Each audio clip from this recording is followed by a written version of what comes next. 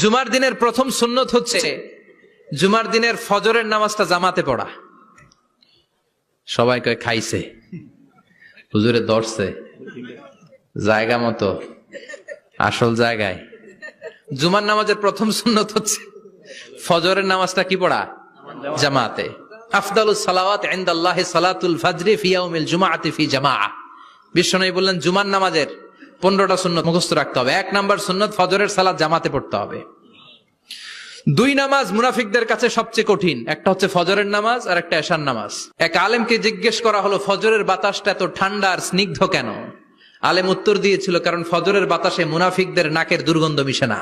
ফজরের বাতাসটা স্নিগ্ধ, ফজরের সময় আল্লাহওয়ালাদের আনাগোনা, মুসল্লিদের আনাগোনা, ইসলামের পক্ষের শক্তির আনাগোনা। চিল্লায় বলেন ঠিক কিনা?